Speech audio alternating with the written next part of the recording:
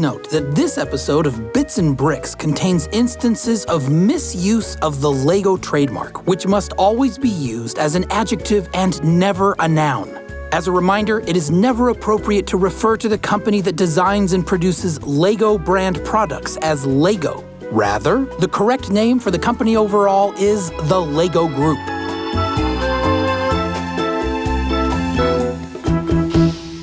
I hope that was severe enough. Was it severe enough? Yeah, that was great, Ben. We got it. All right. On with the show. Bits and Bricks. Welcome to Bits and Bricks, a podcast about all things Lego games. I'm Ethan Vincent. And I'm Brian Crescenti. Together, we look back at the rich 25-year history of Lego games, chat with early developers and seasoned studios who have all tackled the creation of video games for one of the most popular and respected toy companies in the world, the Lego Group.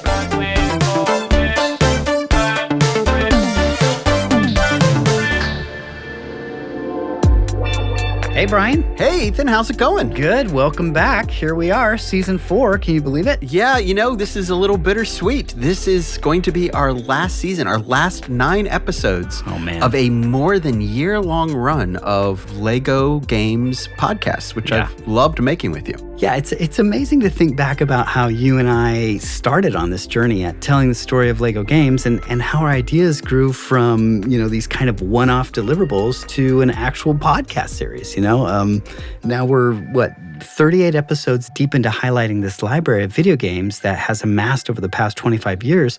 And with season 4, it still feels like we're only starting to scratch the surface. Yeah, there's so much left. And, this week, we're going to be talking about a tiny studio making a tiny game that spearheaded a very big idea at Lego Games. That's right. Lego Tower, which hit in the summer of 2019, was Lego Games' first attempt to appeal to the massive older audience found within the world of video games. It's also the first mobile game released by the Lego Group after that arm of the Lego Group reworked its strategy for games. Under this new approach, the Lego Group's mobile games were designed to represent the brand as a whole, the very notion of the Lego toys and everything it stands for, rather than one particular theme set. Lego Tower, like Builder's Journey that would follow about 6 months later, was an attempt to create an evergreen game that represented the play patterns of creativity and building that's at the heart of the Lego Group and everything it makes. And it all started with 2 brothers who loved to play video games. Ian and David Marsh grew up being very enthusiastic about video games, much to their parents' chagrin. While still in high school, David started developing his own modification of popular first-person shooter Counter-Strike. One of his creations, a map, found its way into a commercial release before the 2 graduated high school. Eventually, both of them found themselves working at a small game studio focused on cranking out traditional cell phone games. This was before smartphones like the iPhone dominated the market. Ian tells us that when the iPhone hit, he started messing around with it and ended up creating a little puzzle game that pulled in millions of downloads. Soon, he tried his hand at tweaking it and releasing it as a paid app.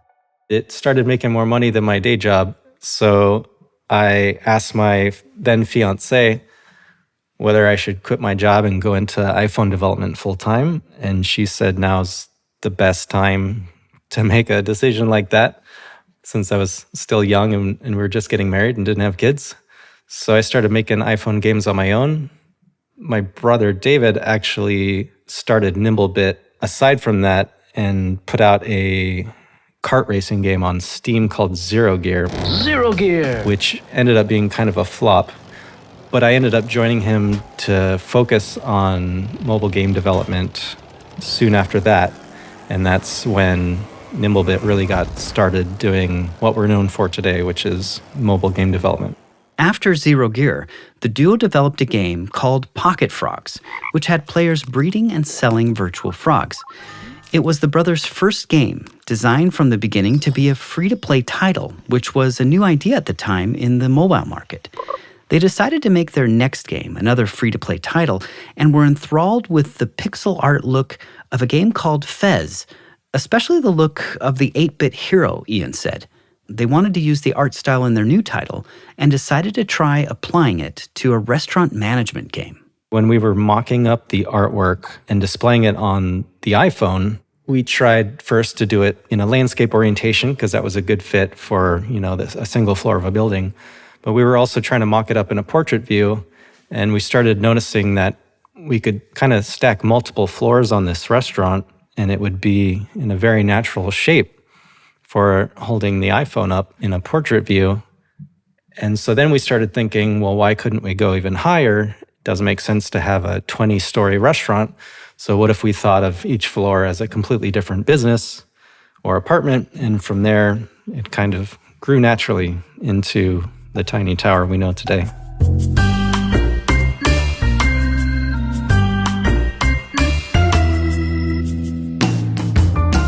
The two worked on the game over the next 6 months or so and then released Tiny Tower in June 2011 to very little fanfare. In the diminutive business simulator, players manage a tower that houses apartments for a growing number of tiny citizens known as Bitsons. The goal of the game is to attract more Bitsons who can move into the apartments, fill jobs at businesses, and go about their lives in the various shops. Each floor is an apartment or one of the eclectic mix of businesses, from coffee shops to laundromats to fortune tellers. While the game had a strong start, Ian said it wasn't really something to take notice of. That was until it suddenly started receiving a lot of mass media attention. Wired, the New York Times, Time, Paste all started writing about the little game made by two brothers. Then at the end of the year, the game was named the iPhone Game of the Year by Apple. Just as it seemed that Tiny Tower couldn't get any more attention, David and Ian had a run-in with the massive game developer and publisher, Zynga. That's where most people really have heard of NimbleBit, for better or worse. But someone, I think, sent us a link to this app made by Zynga, which was being soft-launched in, I think, the Canadian App Store. And it was close to a one-to-one copy of Tiny Tower and all its mechanics, just with a more cartoon style. And we were young and snarky, so we posted a public letter.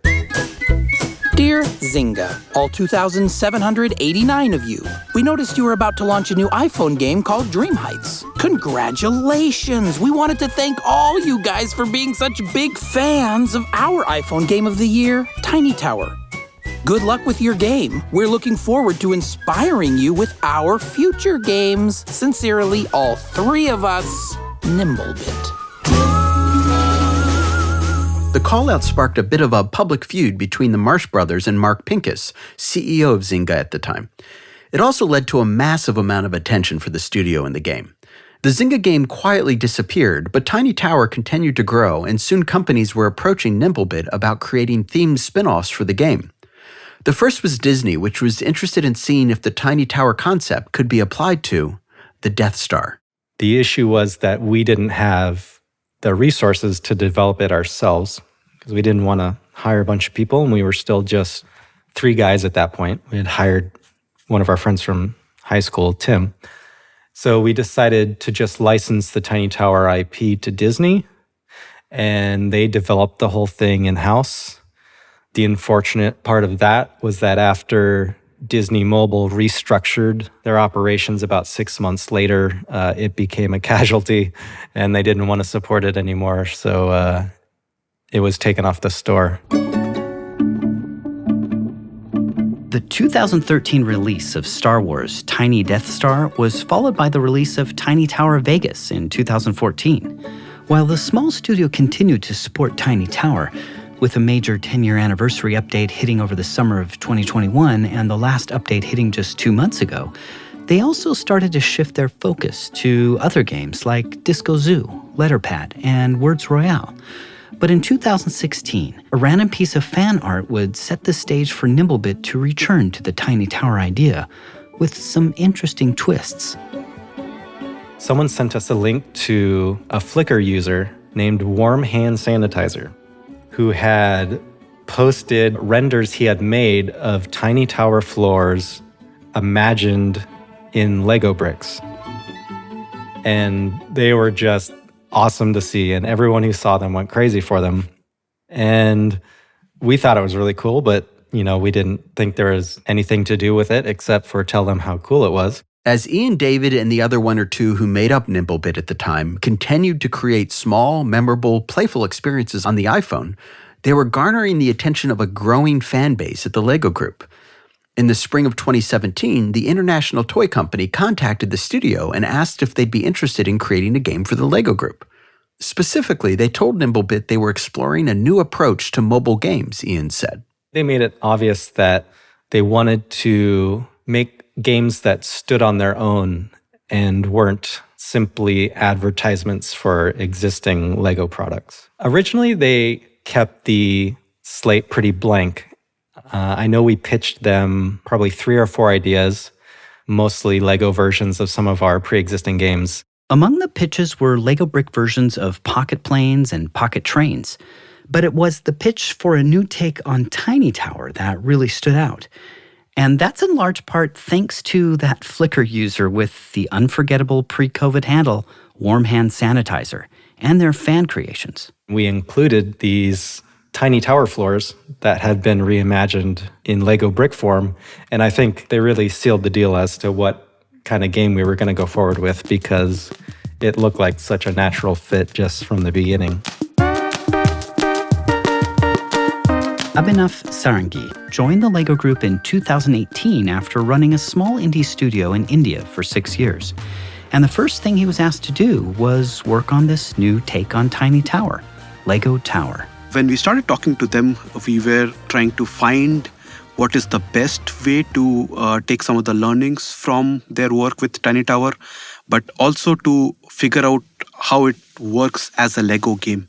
So that was one of the things coming from the prototyping phase and to the phase when I started was figuring out how we take the heart of the experience that they had developed in Tiny Tower and fuse it with the core of Lego play and then come up with something which is its own thing and can be a true product which works for both the audience that they had as Tiny Tower fans, but also for all the Lego fans that we have a product which works for the Lego fan. LEGO Tower was to be the first game released under this new approach by LEGO Games to not just publishing games, but identifying developers that should work on those titles, Abhinav said. So the start of this change of process was the idea that to make the best games, we have to have a product-first approach. Games are a tricky business to succeed in, and working on a product-first basis where you actually understand what the players want, you actually figure out what play needs the players have and how you serve those play needs with the product. I think that comes first. And part of that strategy was identifying partners like NimbleBit who have a great understanding of their audience and who have a good understanding of what makes a product a good product. So Lego Tower from that perspective was one of our first experiments of being product-led, steeped in understanding a play need and then delivering that play need to the players. The game was also in development at a time when the LEGO Group was starting to become more aware of just how big its audience of older fans was, Abhinav said. These were fans who had been following the company for 3, 4, or even 5 decades and were still very much into everything connected to the LEGO brand. We didn't have a lot of digital products to cater to these fans. One of the things which, talking to Tiny Tower, we were really surprised and pleasantly surprised to learn was that players who had been playing the game for the whole lifetime of the game. So at that point, 7-8 years since the launch of the game. So they had actually players who started playing the game when they were teenagers and they were still playing the game as they became adults. And that started this notion of how do we develop this product which, one, kind of like continue the journey of a player as they play, but also cater to these older segment of Lego fans who we interact with through our AFOL channels, who we interact with under social media, and have a product which works for them.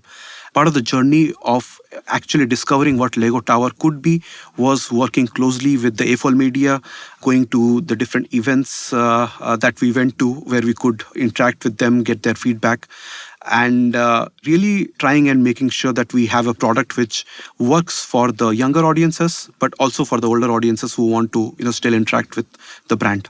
With all of this in mind, the LEGO Group set to work with NimbleBit, helping that studio translate the gameplay and look of Tiny Tower into something that would fit within the LEGO DNA. We still had to go on a journey to understand, figure out, work with our audience and some of the older fans of LEGO to kind of like really understand what it is about the game which would work the best for them.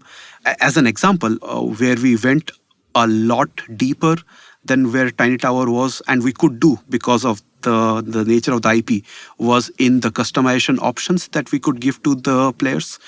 We could customize the lobby of the game, the lift, the topper you put. You could customize the residents by collecting the different pieces, the minifigure residents that you have in the game. So we went really deep into the customization aspect of it, and that came from the insight from just understanding that a lot of LEGO play is about storytelling and storytelling through actually building things and building things your own way. So that's just an example of how we tried to really make sure this product works for the LEGO audience as well. LEGO Tower was clearly never meant to be a simple reskinning of Tiny Tower. There were a number of major changes and functions designed around the LEGO theme and core approach to play added to this new product, Abhinav said. The visual identity which LEGO brings, that was one thing which really helped us in setting this apart from the original game. Another thing that we did was, because of the nature of minifigure and the collectability which comes with minifigures, we could go really deep into the collection aspect where players can collect the different head, torso, leg pieces for their minifigures. They can trade those pieces with their friends. That's something which we found was a really good indicator for engagement, where we saw players essentially engaging with other players in the community by trading those pieces.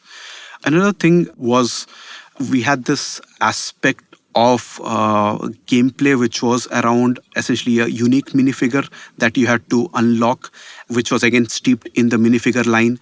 And these unique minifigures, they gave you bonuses essentially so that you could level up your towers faster. So there were a few things like these which really helped bring something new to this genre of games and to this type of gameplay which the players and fans were familiar with.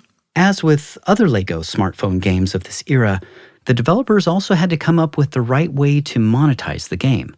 The team used the same fair and transparent approach used by the TT Games team on LEGO Star Wars Battles. We came up with something which worked well for the audience, gave a lot of value to the audience, and NimbleBit was happy about that. I can talk about one of the examples here.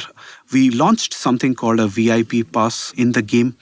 And the VIP pass, it sounds like a battle pass. So you could buy a VIP pass for a specific number of days, either a week, a month, or a year when the game launched. And when you bought it for a year, it was not just a calendar year, but it was based on the number of days that you played. So if you came into the game and you played for more than 5 minutes, we would count it as one day. So if you come into the game and only play for 2 minutes, you actually didn't get a day cut off from your 365-day purchase. And that we felt was something which was really valuable to the players. We had a lot of early players really jump into it. And in an update last year, we actually removed the need for 365 days. So we made the VIP pass a lifetime pass into the game. And that was also, I think, well received by the community. As the team was working toward launch, they also relied heavily on playtesting. Specifically, the LEGO Group wanted to make sure it could engage with older fans of LEGO bricks and get their feedback about the game and what changes would make the most sense. One of the avenues for that was a LEGO Ideas contest that we ran before the launch of the game. The LEGO Tower LEGO Ideas contest was one where we supplied a template for a tower. So we said the tower in LEGO Tower is 9 bricks high. It is 32 studs wide. It is 12 studs deep. So within these constraints, can you build a floor of your choice. It could be a business floor, it could be a residential floor, and submit it. That contest was very successful. We had more than 550 entries, which at that point was one of the highest entries in a Lego Ideas contest. Through that engagement and just being part of that community, we got a lot of great ideas around what kind of floors they want to see. We actually selected 6 winners and included them in the game itself when we launched. So the Lego Ideas contest was a great way for us to get a sense from the community itself and make the community part of the development of the project in a very natural way. That also allowed us to really build the template for a tower. Among the biggest takeaways from those fan events was that the game needed to be a bit easier to get into, and that players may need a bit more instruction on how to play the first time they tried Lego Towers. They also discovered that despite aiming for an older audience, the game was attracting a lot of young players. One of the things which we learned early on is that the moment we put the red Lego logo onto a game, we do attract significant portion of the younger audiences, and having significant portion of younger audiences meant that we had to make the game easier to understand as fast as possible. We are talking about attention spans, which especially in mobile gaming, they don't last long. So making sure that we have a streamlined early user onboarding process, which can explain the game quickly as possible to the players, was really important to us. And that took us a few iterations to really get right. As a simulation game, there are a lot of systems in Lego Tower, as also in Tiny Tower. So trying and understanding what is the best way to teach all these different systems and not just teach them as at one go at the start of the game was important. So, having a great onboarding was really important for us early on. Another thing was customization, the ability for players to really make a tower their own way. So, customize it as much as they can. Also, the minifigures, customizing it as much as they can. That was really important. So, we had to really scale up the amount of options that we give to the players in terms of, what toppers they would have access to, what lifts they would have access to, what lobbies they would have access to, and how many pieces, minifigure pieces they would have access to. So the players can really go deep into the customization aspect and really make a tower their own. I think those were the 2 big things that we had to focus on and really get right based on the feedback from the game. So Brian, as Abhinav was telling us, before Lego Tower launched, there was this online Lego Ideas contest. It started on March 26, 2019, and ran for a little over a month. This was a digital event, meaning Lego fans and contestants were asked to build digitally, right? Yeah, that's right. They were encouraged to use Lego Digital Designer, but they could also submit their digital floor creations using other third-party tools. The idea was that the winner's floor would then be integrated and displayed in the game when Lego Tower went live. But it wasn't just that they were competing for. There were also a bunch of other prizes. In addition to being in the game, the winner also got the Lego Creator Corner garage set, the Lego Ideas Ship in a Bottle model. Yeah, that one's awesome. Man, I love it. Me too. A $200 shopping spree certificate. Yeah. And even a special unlock feature in the soon-to-be-released Lego Tower game, something that we now know was an exclusive tower topper for the game. That's right. So ultimately, some of the winners and some of the sort of highlights of this contest included a floor that was a dinosaur museum. Yep. There was this old gold mine. We got one that looked like the inside of a pirate ship. There was a monster room.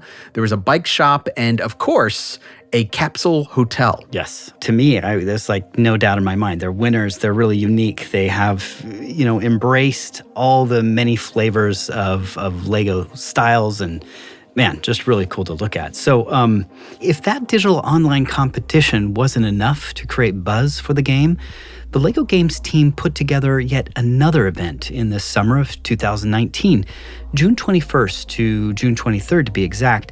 And what was cool is I happened to be in Billund during that exact time, Brian. I was filming and I was able to interview some of the folks from the LEGO Games team. And yeah, it was all staged at the Lego house in Billund, Denmark. And I spoke to Edgaras Rasinkas, who at the time was the associate marketing manager at Lego Games and the marketing lead for Lego Tower. So I just talked to him about this ambitious goal they had at the end of the 3-day building event that took place there. It's an awesome event. It's a big event. I mean, we have lots of people here for 3 days at Lego House. They are building Lego Tower, 2 sections. You can play the game, you can also build it. So you can build digitally, build physically with bricks. So it's all about building all the weekend. They would get the floor from the table. They pick the bricks they like. They put the minifigures in. They slide it into the floors they like.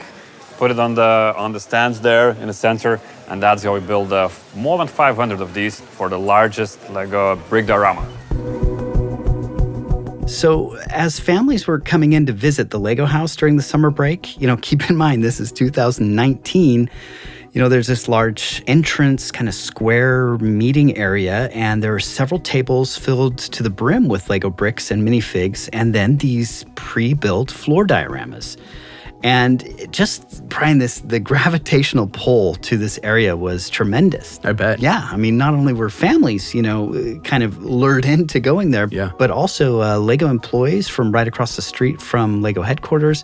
And later on, even fans came there. And I talked to Sean McAvoy, who's the vice president of Lego Games, about this as well. This event really brings together the 2 crucial aspects of what we're doing. So as you can see, everybody is really engaged in building. And then just behind that, we've got our setup with all of the devices that have Lego Tower playing on them. So folks can seamlessly integrate between that building experience physically and playing the new Lego Tower game. So it's really bringing together those 2 worlds, physical building and digital building, all in one spot. Abhinav was also there. He was at the Lego Tower game area, and he would help kids as they finished, putting their diorama onto the tower and kind of putting it in the slot, and they would come over and then immediately check out the game. Oh, cool. And you can do the same with this. And so Abhinav told me a little bit about that process and what that was like to work with the kids and to see them go from the physical to the digital as well. One of the things which was really interesting for me or really insightful was the creativity which can come from constraints. So if you just see a pile of Lego bricks, it can be overwhelming at first. You don't know what to build. But the moment you have like a template, which was the template that we had provided, we had pre-made 4 floors and there was like an empty floor where you could fit in your floor and then stand next to it and take a picture. I think that really helped kickstart the creative process for a lot of the fans who were in Lego House. So the moment they saw, okay, if I put 3 or 4 things, 3 or 4 small builds like a sofa, like a table, or a bed, I can have something and I can build from there.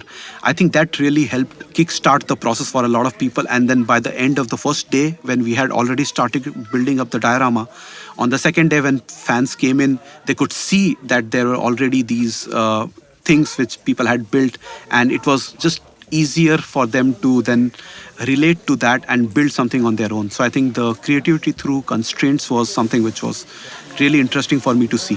When I was a little child, This is Edgaras speaking. I mean, the first things I built was towers, tall towers, wireless towers. I want to put my minifigures in place where it can live and foster and grow right. So that's this mini city, and that's exactly what we're trying to build. It's a giant city of towers, and that's what the game is all about. Building a tall tower, inhabiting your citizens, and we see a clear connection. As I mentioned, all of this took place in the Lego house, known as the Home of the Brick, which is this incredible building. It's built like 21 giant Lego bricks kind of stacked and balanced on each other, and the facade is covered in tiles that look like classic 2x4 Lego bricks. And inside is almost 130,000 square feet or 12,000 square meters, and it's filled with 25 million Lego bricks. You have these waterfalls that are built out of bricks, giant animals, plants. They have the fish tank that we've talked about too in previous episodes. But if you haven't been there, it's definitely worth the trip. And I mention all of this, of course, because I had the privilege to talk to Jesper Vilstrup, who is the managing director of the Lego House. And he talked to me about holding the Lego Tower event there.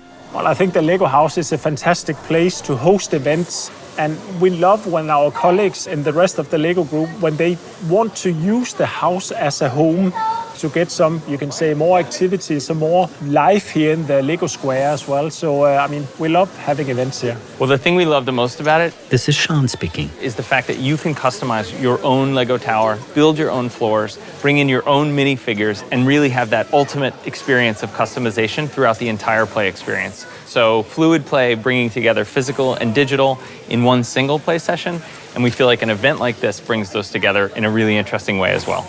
Yeah, on Sunday, we have Guinness World of Records coming to measure the record. This is Edgar speaking again. We plan to hit the current record of 17 square meters.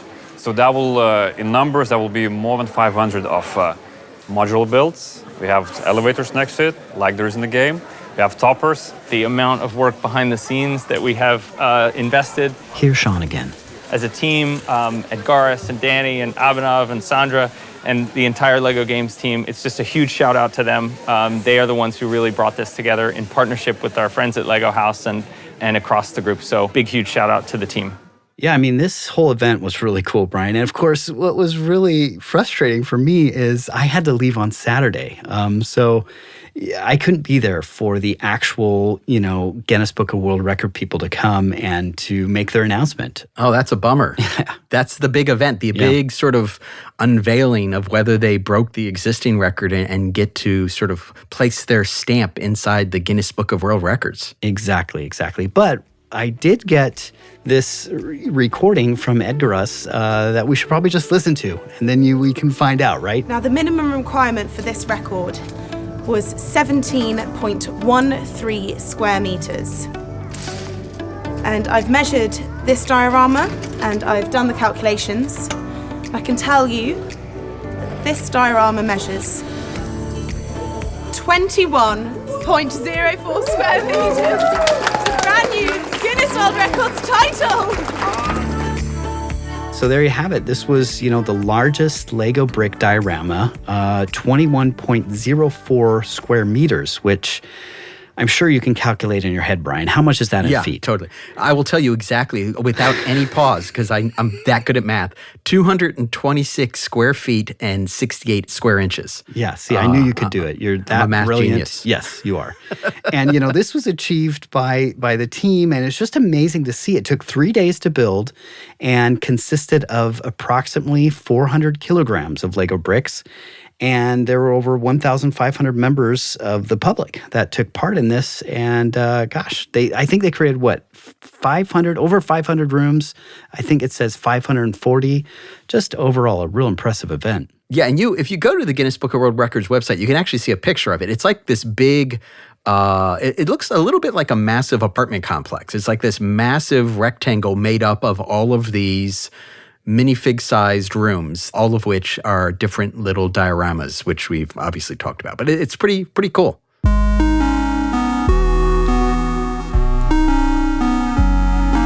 The game was very well received by the LEGO group. In fact, it was so well received that some of the LEGO game team members were reluctant to rebuild their towers once they maxed them out. So in LEGO Tower, once a player hits 50 floors, they have the option to rebuild their tower, essentially starting from scratch. Something built into the game to keep it fun and exciting, but they simply didn't want to demolish their virtual brick masterpieces, Ian said. They were very positive. I think there were a lot of internal competitions going to see who could keep their tower the highest. They would always be asking us when the next floors were coming in the next version because they had built them all and they were hungry for more. The game's arrival on Google Play and Apple's App Store in July 2019 elicited what Ian called an interesting mix of responses from players. The studio also continued robust support for the game after launch. A lot of NimbleBit fans downloaded and played it, and a lot of LEGO fans who had never played our games before played it. I think it was probably another kind of flavor of Tiny Tower for most of our NimbleBit players. And for LEGO fans, I think they were excited to have a game that was kind of a new genre as well as a new, not franchise, but something fresh and not just another formulaic kind of sequel to something else. The business, the casual simulation genre, I think, has a lot wider appeal than some of the other games that were out at that time. So I think that the reception was pretty positive from both groups.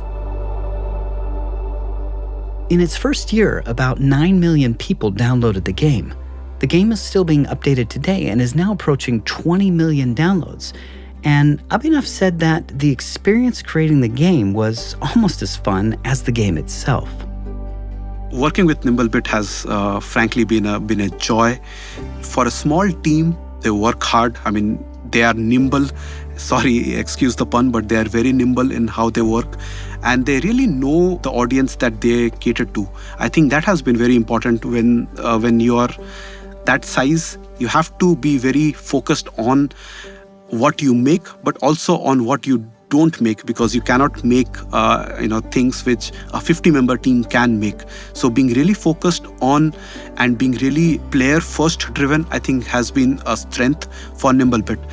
But generally, I think they're as people, I think they are some of the nicest people I've known in games.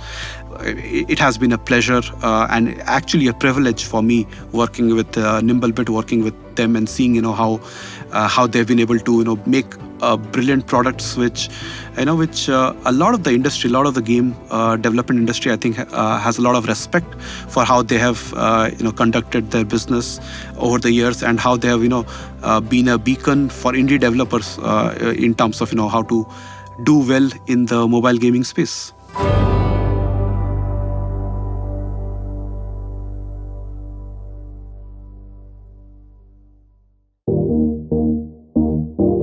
Bits and Bricks is made possible by LEGO Games.